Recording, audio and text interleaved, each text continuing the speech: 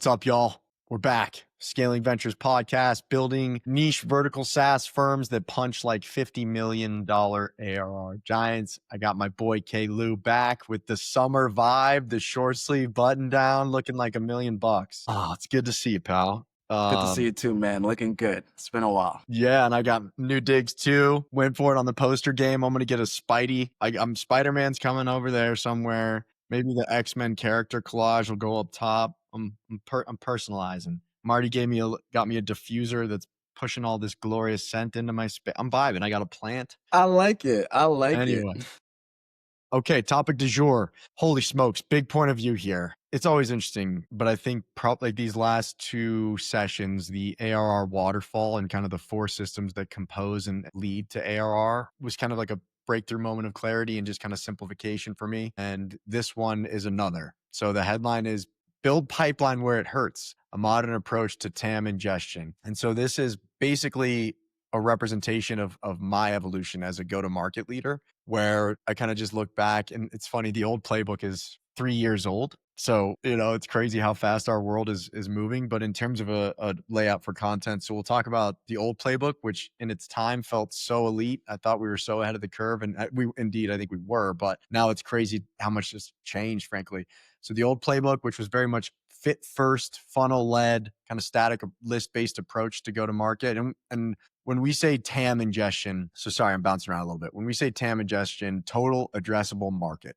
So let's just start there because there's we got the TAM, the SAM, the SOM. We just use TAM as like an applicable universe of customers generally. So prospect universe is kind of where I've gotten towards, because that TAM, SAM, SOM stuff is just like, wait, what? And it confuses everybody. So TAM ingestion is basically establishing a point of view on the universe of prospective customers that are out there, and then ingesting it and acquiring customers and acquiring market share in the most efficient manner possible, which is a function of clear sense of priority and execution. So now to the table of contents. Old playbook, which was fit first, funnel led, static.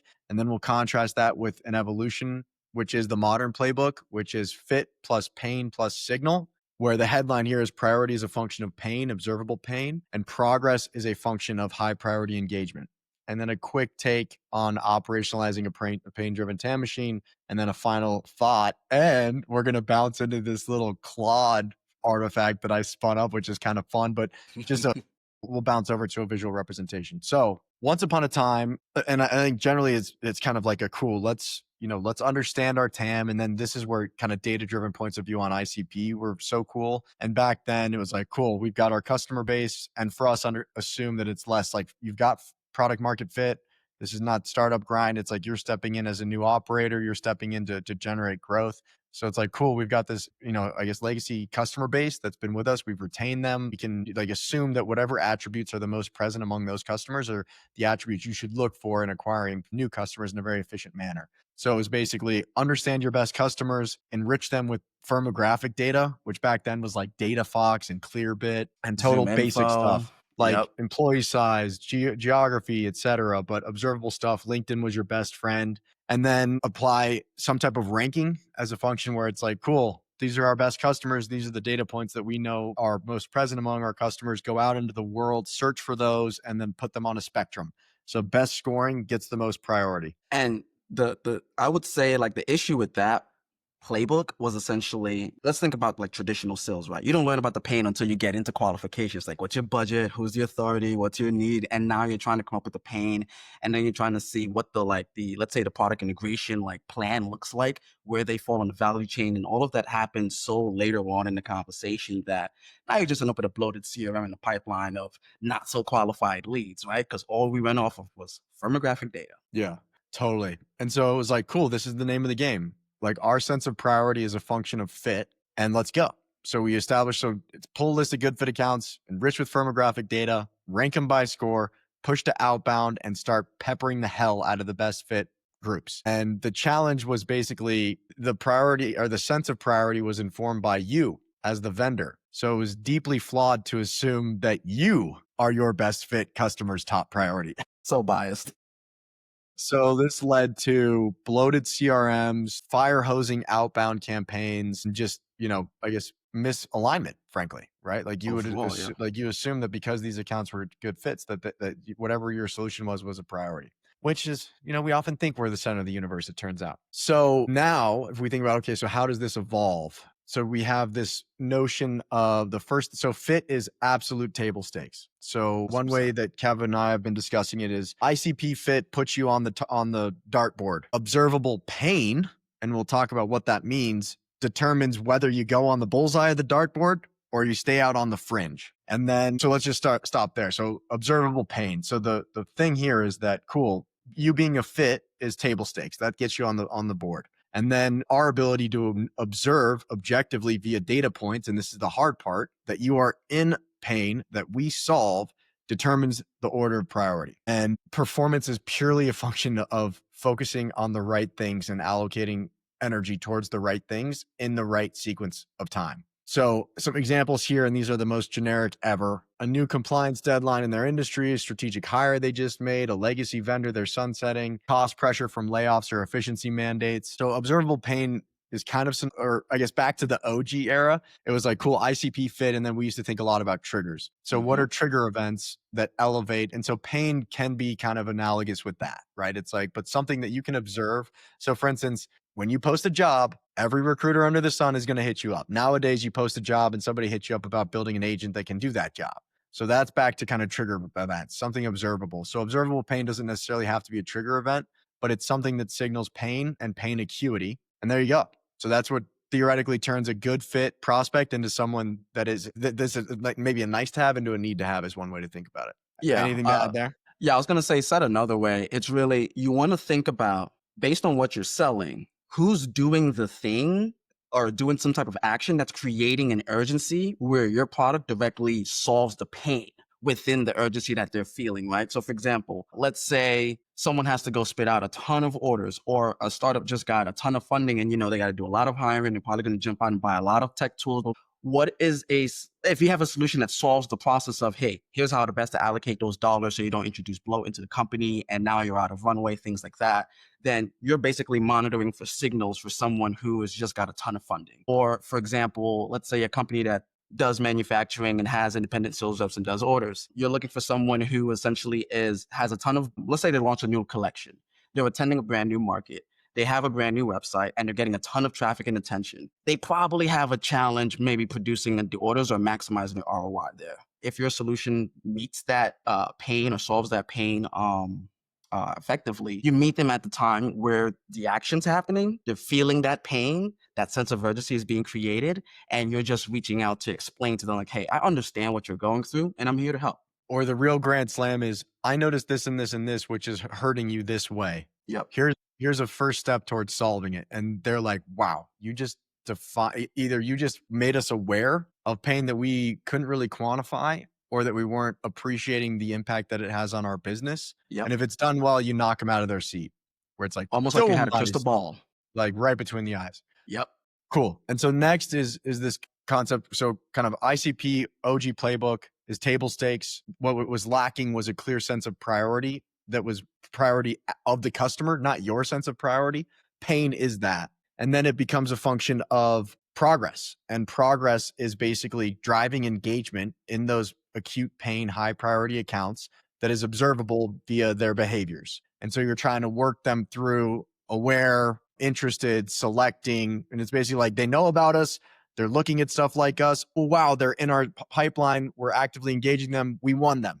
They're a customer. And that's back to this concept of ingestion. And so the third layer is that basically you let the market tell you where they are in that life cycle of aware all the way through to new customer. And so that's the primary, like that progression of prioritized tier one pain accounts through that funnel of aware, interested, selecting, et cetera, et cetera. That rate of progression is how is go to market. Your ability to do that and execute and swiftly progress high priority in pain accounts through that funnel is how you grow in the most efficient manner possible that I'm aware of. If anybody has a more efficient way. Yeah, for sure. And you also want to track, what are all the actions that are, let's say the exit criteria, right? What are all the actions that are forcing them to progress along the funnel at each stage? And then you want to analyze that as, let's say, as you have like your top 100 accounts go through your funnel. what is it for each account that is actually moving them forward? And then how do we map that back to our current identified universe that we're calling our TAM, right? And then you want to look down at the lower tiers to see, okay, who else might come closest fit to that pattern? You try to nudge them along a similar path. So this is what that looks like brought to life a little bit. Yeah. God bless Claude. So it used to be like, here's our TAM, and then this would split out into these ICP scores. So this is our top quartile, down the middle, bottom quartile, and you'd point all your guns at top quartile until you had to achieve some critical mass, and then you'd move. So here you see the added layer of segmentation. And when I zoom in, it gets a little weird. Can you see that better? Yeah, that's better. Yeah, that's a Oh, lot better. that's better. All right. So for the audience, this is a Sankey, or the listeners, this is a Sankey chart. Love me a Sankey chart. I was playing around with other visualizations. There may be something better. And so left to right, we've got our entire universe. The first segmentation is by ICP score, which honestly you can like for us, it's kind of like establishing that surface area, but you can jump straight to pain-based segmentation if you're kind of skilled out or kitted out that way. But the first layer is cool. So it's like, all right, our ICP score of 60 plus, and then we break that down into tier 1, clear pain, tier 2, emerging pain, tier 3, fit only. And so we would assume tier 1, and I get one thing here is that pain has time decay, which is kind of where it starts to overlap with triggers. So just know that, right? When someone gets stung by a bee, it hurts real bad that day. Probably doesn't hurt that bad in, next couple weeks. So you want to, it's about kind of being coordinated so that you can quickly move and bring your thing to the people in the most pain at any given point in time. So this is where it's less about kind of static approaches like list-based, ICP score-based stuff. And it's like, who's in pain? Cool. We need to meet them now and position our product to solve that pain, because as that pain subsides, the level of priority might go down. So, strike when the iron's hot or whatever. All right. So then I think I would say the understanding of the time decay to each one of your pain-based segments is almost as important as understanding your sales cycle. If you know how long it's going to take to sell them, you know how long they're going to be feeling this pain, you can almost snap the two together to run really hard and fast at it. Totally. So then we get into tier 1 pain, and then we segment based on where they are on the funnel. So this is kind of account-based ABX. And so those are kind of the three concepts. It's like original ICP scoring, mapping that into like very intentional acquisition of that based on intent and behavior and signals that you can observe. And then the third piece is kind of this pain layer. So clear pain, and here this is synthetic data. 4% of the TAM, cool, which is 180 accounts. Of those 180 accounts, 126 are aware, which means they've opened an email from us or they've come to our website in the last 3 months. 36 are interested, which means there's an increasing rate of engagement over time. 13 are considering, again, yet a greater increase of engagement as a function of your effort. And those are the things, right? So you exert an effort in the form of outbound emails, webinars, conferences, paid ads, whatever, to engage these accounts. And then you want to feel the engagement come back. 5 are selecting, which means they're in your pipeline. And we have no new customers. I should have fixed that. We should have made it cooler, but I guess the assumption is you're just getting this going. So this is visually how this breaks down. And then once you gobble up tier 1, you move to tier 2, you work them through aware through to new customers, and hot diggity damn, that's how you grow market share pretty quick. I had one more in here that's kind of cool. Let's look at this one real quick. Yeah, I think like even the bubble visualization that we had borrowed from Growth Unhinged, I think that one was good too. Yeah, that one, we can't show that one. That was from a former era. That was a Diego special. Copy that. So this one's kind of cool. I'll drop in both. ICP focus, you can see here. Pain focus, here are the tiers. Funnel focus. Yeah, this is a good one. This is kind of cool. It's hard to describe, but basically it's got some smart analytics. 60% of our TAM has or 40% of our TAM has an ICP score above 60. 26% is tier 2 pain. 4% is tier 1 pain. And then you want to start to look at the velocity, right? So general pipeline and velocity all the way through to tier 1 based, acquisition velocity. So this is I can't believe Claude just spit this out. It is bananas. So anyway, that's fun. If you want to poke around with something, I included the link in the Substack. This is a fun thing to play. And it'll really bring the concept to life, honestly.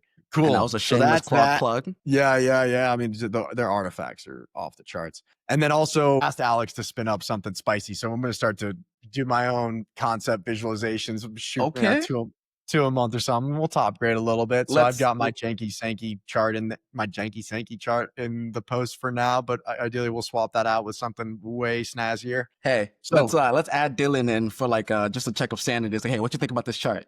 I already flipped it to him. Yeah, he was such a whiz in Tableau. He's like, damn it. Like, he's especially blown away, you know? It's like, wow, how it's crazy that you can produce this stuff without even a prompt. Like, hey, just bring this thing that I'm talking about to life first. Let's generate some synthetic data, blah, blah. It's phenomenal. What a time to be alive. Headlines: progress is a function of high priority engagement and progression through that thing. And when it comes to operationalizing like a pain driven TAM engine, some quick bullets. And so this is mainly a framework or a concept or a point of view on the world, not super actionable, which is not like us, but I didn't want to get all the way through into execution. And there's tons of people about writing about execution right now. So there's prompt libraries, there's all kinds of stuff. So to execute this approach, you need a shared definition of ICP and what constitutes observable pain. Straight up. You need systems to detect public, behavioral, and contextual signal. You need a workflow to push tier 1 accounts to the right folks fast. And you need reporting to understand segment by account tier, not just campaign or channel. So keep it simple, and that's that. Final thoughts: ICP matches straight up table stakes. So there's, me, love a good metaphor. So it's like ICP score gets you on the dartboard or get you to the concert. Pain determines which row you sit in. And then from there, you deploy effort at the people in the front seat and you measure your results as they move their way through. I'm aware of you. Actually, this is interesting. Okay, we should look at this. We need to select vendors. Let's look at this. Cool. Let's engage in a formal sales engagement, sales process, etc. And the simplest way to think about it every week: who's in pain? Are they moving yet? If you can answer that clearly, you're not just working a list, baby. You're building pipeline on purpose and acquiring market share in what I believe is the most efficient manner possible. Yeehaw. We should probably wrap with that, huh? Just straight Terminator. Search and destroy, baby. Search and destroy. Force and function to do your due diligence. All right, Kjael. Laser beams? It didn't come out yet. Where's out? Are they coming? Are they coming? Dude. There they go. Nice. When I looked away. We out here, pal. Catch you in two Fridays. 2 Fridays? Catch you in Slack in 5. I'll catch you in Slack in 5 minutes. Yeah. All right. All right. Later.